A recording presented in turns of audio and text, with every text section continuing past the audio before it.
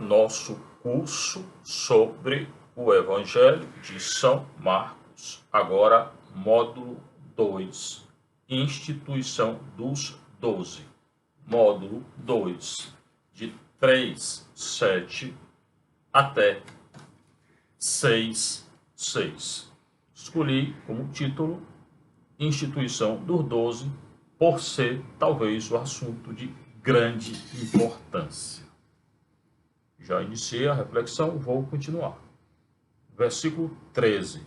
O Senhor então vai à montanha, sobe a montanha, o subir é o mesmo verbo da ressurreição, chama a si os que ele queria, e eles foram até ele. Então, a escolha parte do Senhor.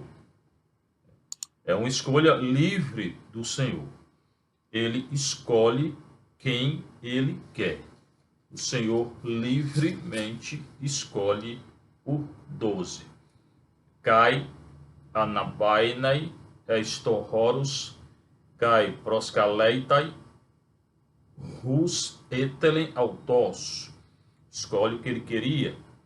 Kai apelton pros auton. E foram até ele. Tem uma obediência imediata a nível narrativo. E constituiu 12. Tá? Então são 12 apóstolos, porque 12 tribos de Israel. O judeu, na cultura judaica, na religião judaica, tinha alguns números que eles consideravam perfeitos. 3, 12, 4, tudo isso para eles significava perfeição. 40 anos no deserto, 40, uma das tradições sobre o dilúvio, tá? 3 dias de caminhada, tá certo? E 12 tribos de Israel.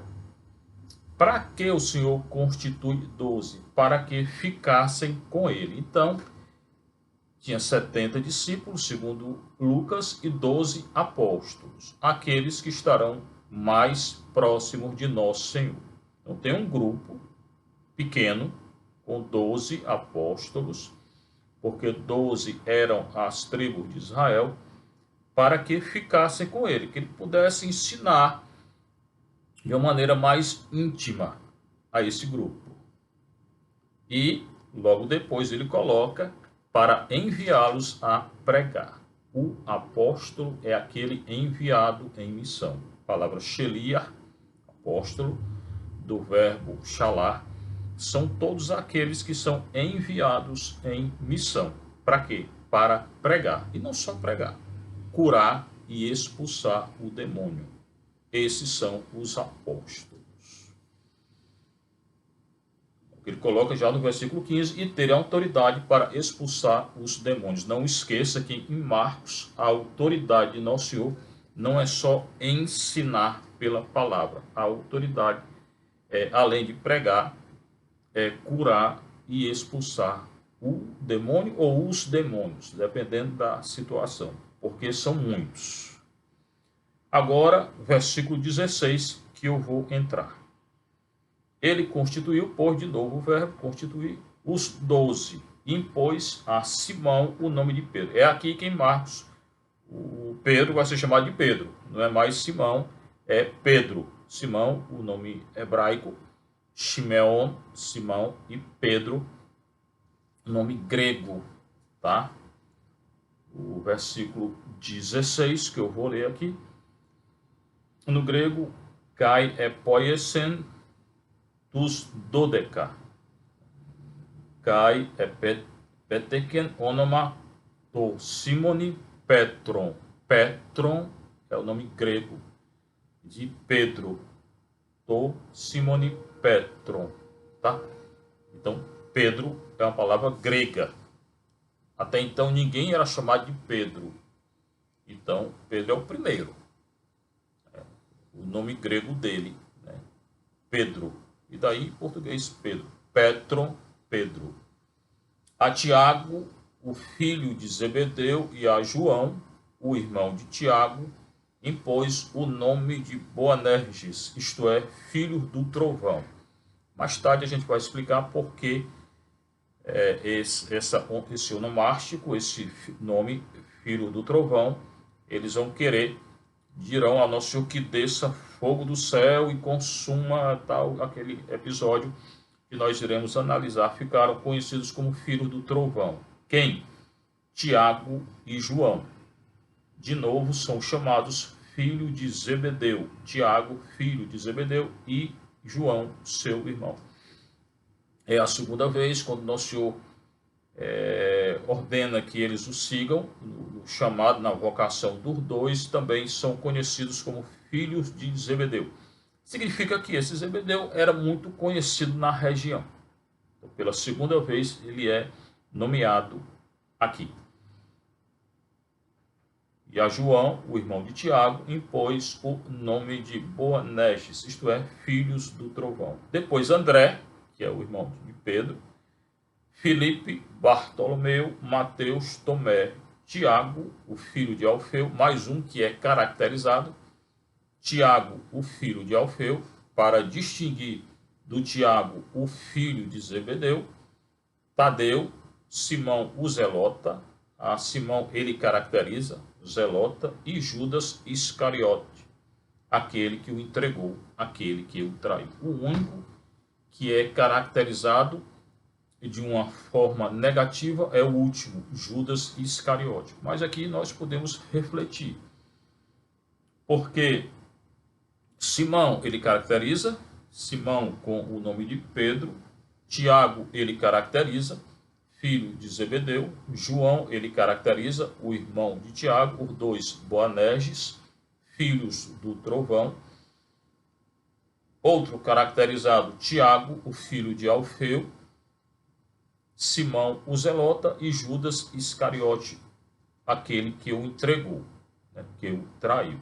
Zelota, eu expliquei na aula anterior, era um grupo religioso que procurava a libertação de Israel do jugo romano, mas eu insisti que essa libertação não era eminentemente político-social, era por causa da lei. Eles lutavam por causa da lei e porque a terra eles consideravam, como consideram até hoje, uma terra santa, porque dada pelo Senhor.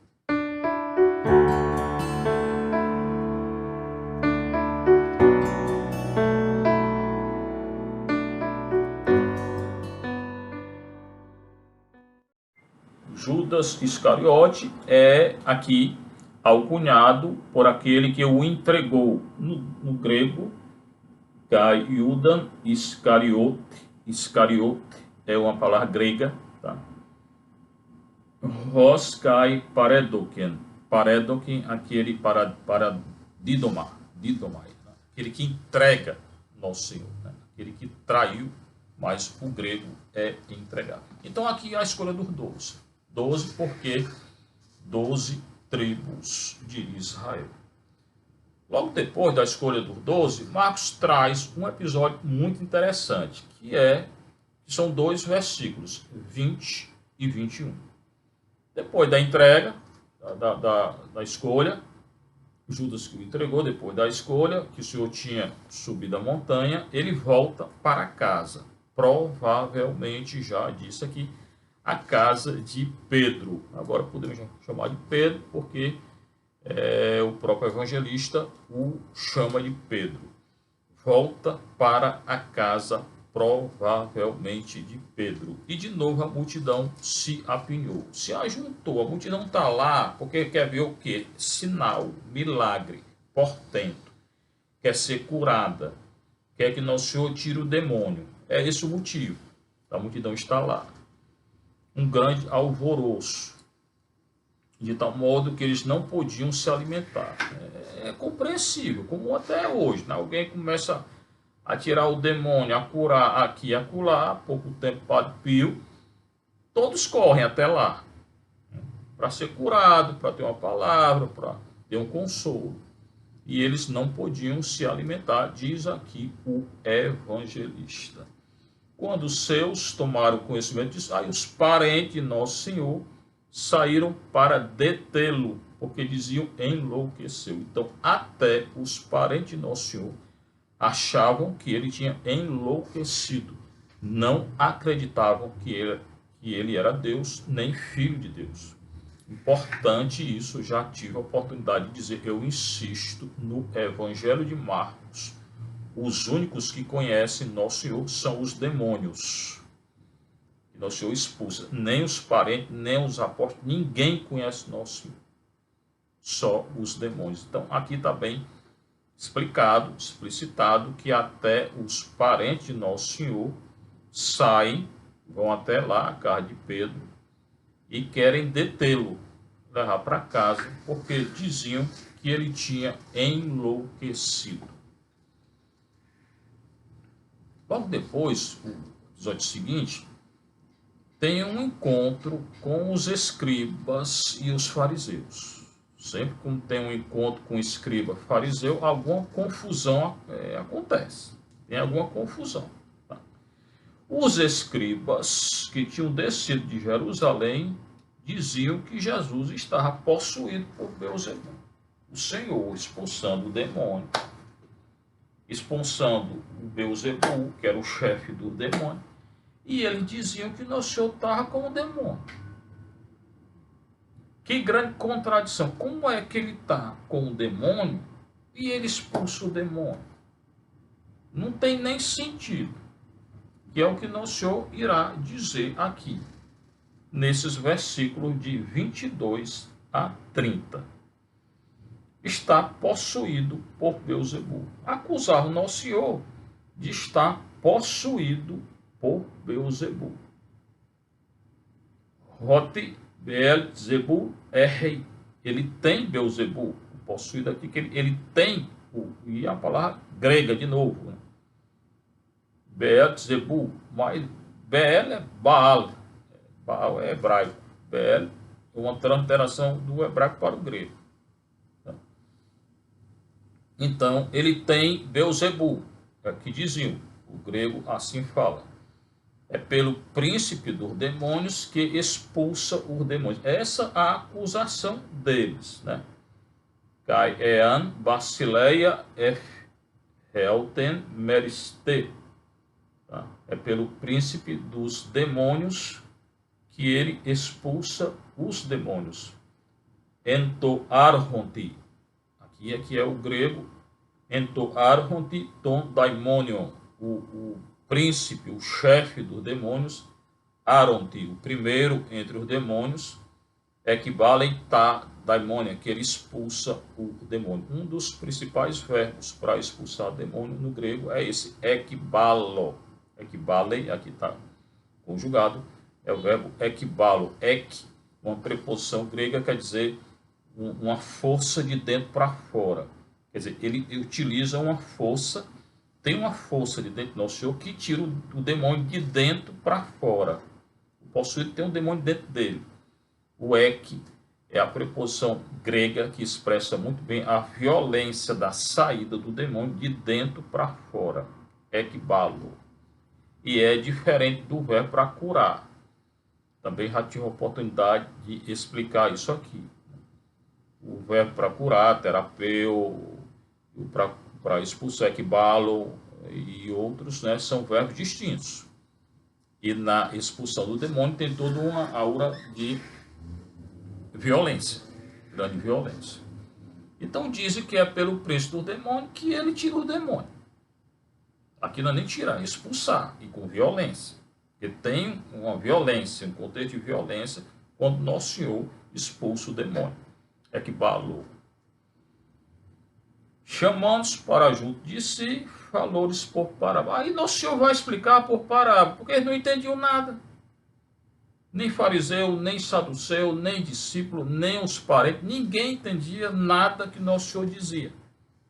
Então, um motivo para que ele falasse em parábola é para que eles entendessem.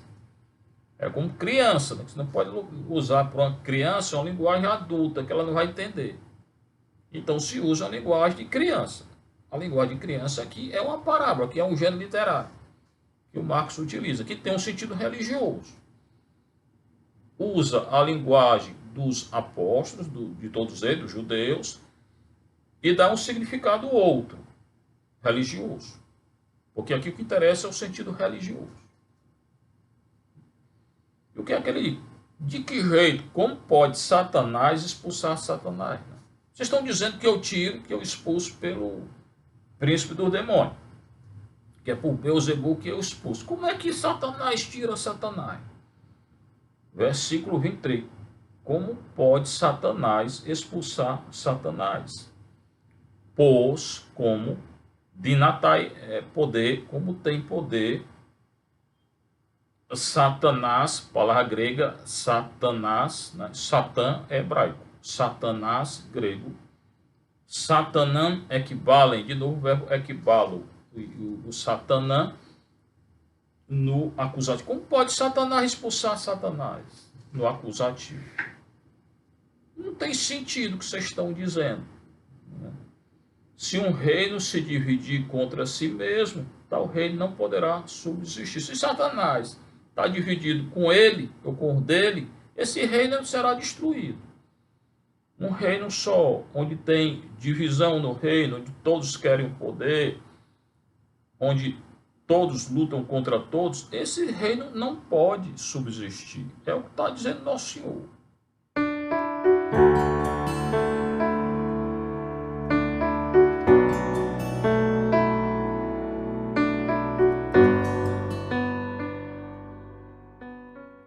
Então, um reino dividido não subsiste, não se mantém em pé. Uma casa dividida não se mantém em pé. Uma casa onde há tanta confusão, discussão, um contra o outro, 2 contra 3, 3 contra 2. Essa casa não subsiste. Se uma casa se dividir contra si mesma, tal casa não poderá se manter. É o argumento de Nosso Senhor, um argumento claro. Ora, se Satanás se atira contra si próprio e se divide, não poderá subsistir, mas acabará. Se Satanás está contra Satanás, vocês estão dizendo que eu tenho Beelzebul, que é pelo príncipe do demônio, que eu expulso Satanás. Mas o príncipe do demônio não é um demônio. Então Satanás fica contra Satanás. Não tem sentido, vocês estão dizendo. Mas se é pelo dedo de Deus, então por que vocês não acreditam? Se Satanás se atira contra si e se divide, não poderá ficar de pé. Não poderá subsistir. Nosso Senhor é muito claro o argumento dele. Ninguém pode entrar na... E continua a argumentação. Ninguém pode entrar na casa de um homem forte e roubar o que ele tem, se primeiro não amarrar o homem forte. Só então poderá roubar a sua casa. Jesus não pode entrar na casa. Aqui está fazendo alusão, o homem forte é o Satanás. Jesus amarra o Satanás, se coloca contra o Satanás para roubar o possuído de Satanás. Então, na verdade, Jesus está contra o Satanás. Ninguém pode entrar na casa de um homem forte e roubar os seus pertences se primeiro não amarrar. Como é que você entra na casa de alguém se não amarrar? E o fato de entrar na casa de alguém diz que você está contra esse na casa do qual você entrou. Então existe a oposição entre Jesus e Satanás. Aqui está fazendo alusão como se Satanás fosse um homem forte, ele entra na casa do Satanás para roubar o possuído. Satanás, toda possessão, ele se apodera da pessoa. Então existe um grande antagonismo entre Nosso Senhor e Satanás. E Satanás não pode expulsar Satanás. Está muito claro aqui a oposição e a explicação que Nosso Senhor dá. E ele continua. Na verdade, eu vou dizer, quando ele fala na verdade, é uma coisa muito importante. Cada vez que o Evangelho fala na verdade, preste atenção, que no grego e no hebraico é a palavra amém. Amém. Amém, lego rimim. Na verdade, digo, o amém é algo sólido. É algo que eu acredito. O amém está relacionado com a fé. A fé é o sustentáculo. O amém é o sustentáculo. O amém é uma revelação de Deus. Então, amém, eu vos digo, na verdade, eu vos digo, tudo será perdoado aos filhos dos outros. Tudo, eu vou perdoar tudo. Eu perdoo tudo. os pecados e todas as blasfêmias que tiverem proferido. E blasfêmia é um pecado muito grave. Recorde que nosso Senhor foi condenado por blasfêmia, está lá no Levítico. Então ele está dizendo, eu perdoo tudo. Tudo aquilo que vocês fizerem. Todo pecado, toda blasfêmia. Contra mim eu perdoo. Porém, aquele que blasfemar contra o Espírito Santo nunca será perdoado. A blasfêmia contra o Espírito Santo não tem perdão. O que é a blasfêmia contra o Espírito Santo? É a pessoa se fechar para o perdão. O Senhor perdoa pelo poder do Espírito Santo. Quando alguém se fecha ao perdão, não tem perdão. Qualquer pecado tem perdão, desde que a pessoa se arrependa. Confesse o pecado, pague a penitência. Mas se alguém não se arrepende, o pecado contra o Espírito Santo é impiedade total. É aquela pessoa que não se arrepende. Que faz tudo errado, não se arrepende. Não tem nem consciência que pecou. Não tem consciência que pecou. Isso atenua o pecado. Mas o pecado contra o Espírito Santo é o fechamento total. Uma pessoa que se fecha ao perdão. Ela não se abre ao perdão. Porque quem perdoa é o Espírito Santo. Falar muito forte. Aquele, porém, que blasfemar contra o Espírito Santo, que se fechar totalmente, que não aceitar o perdão, nunca será perdoado. Todo pecado tem perdão. Não tem quando a pessoa se fecha de modo tal que não pede perdão, então. Não tem perdão. E tem pessoas assim, tem. A pessoa de tanto pecar, já acha vai pedir perdão de quê? Se peca tanto e se para ela tudo é normal e não sei o quê. Quando na verdade nós temos consciência, de acordo com a razão natural, do que é certo e do que é errado. Né? Então, todo pecado tem perdão. Mas aquele que se fecha de modo tal, que se fecha a graça, o perdão, para esse não tem perdão. Então o pecado contra o Espírito Santo é você se fechar de um modo tal e você impede a ação do Espírito Santo em você, no seu coração, na sua vida. Esse pecado não tem perdão, porque você fechou o seu coração. Se fechou no pecado. E aí não tem perdão. E por que nosso Senhor disse isso? Porque eles diziam, ele está possuído por um espírito impuro. O espírito que agia em nosso Senhor era o Espírito Santo. Aqui eles chamam o Espírito Santo de Satanás. Os fariseus estão tão imersos no pecado da falta de fé em nosso Senhor, e para eles aqui não tem perdão. Eles enxergam em Jesus o espírito do Satanás, o espírito impuro, o Beelzebul, não reconhecendo que nele age o Espírito Santo.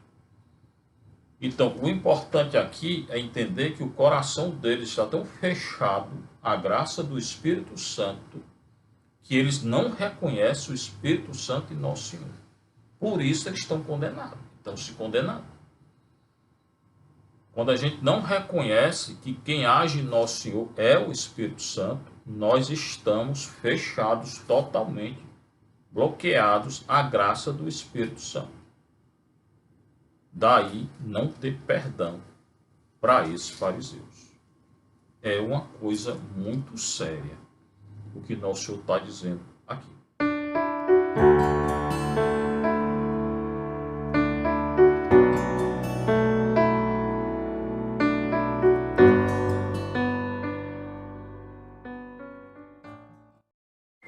Então, irmão, irmã, muito atento para não se fechar ao ponto de não aceitar o perdão que nos vem pelo Espírito Santo. Não fazer como os fariseus que viam em Jesus agindo o espírito do mal e não o Espírito Santo, porque eles estavam tão fechados na cegueira, no pecado deles, pecado aqui, falta de fé, que o coração totalmente bloqueado para aceitar o perdão que vem de nosso Senhor, que vem do Espírito Santo.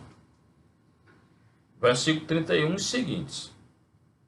Os verdadeiros parentes de Jesus. Aqui é uma questão muito importante aqui na nossa realidade do Brasil, né? Porque uns protestantes dizem que Nosso Senhor tinha outros irmãos. Muitas vezes o texto é esse, né? Chegaram então sua mãe, Maria, e seus irmãos, e ficando do lado de fora, mandaram chamar. De novo na casa do Pedro, chegam. Primeiro chegaram dizendo que ele tinha enlouquecido, agora chegam, né? O segundo, o Marcos, sua mãe e seus irmãos, e mandam chamar Nosso Senhor. É o versículo 31. Pegue aí. Adelfoi, autu, Adelfos, é o irmão em grego. Só que você tem que entender que irmão é esse. Eu vou colocar três razões, segundo as quais, três razões para dizer que Nosso Senhor não tinha irmão de sangue. Ele não tinha irmão de sangue. Um motivo. A palavra irmão na cultura hebraica, irmã arrot, geralmente é parente, ou até a mulher casada com o homem. Deu o exemplo do Abraão e Ló. Abraão chama Ló de irmão, e não era irmão dele, era primo dele, parente. Outro exemplo, Abraão e Sara. Abraão chama Sara de irmã, que era mulher dele. Outro exemplo, Tobias e Sara. Tobias chama Sara de irmã, que era mulher dele. Então, normalmente, a palavra arrot é parente ou mulher. Não é irmão de sangue. Tá?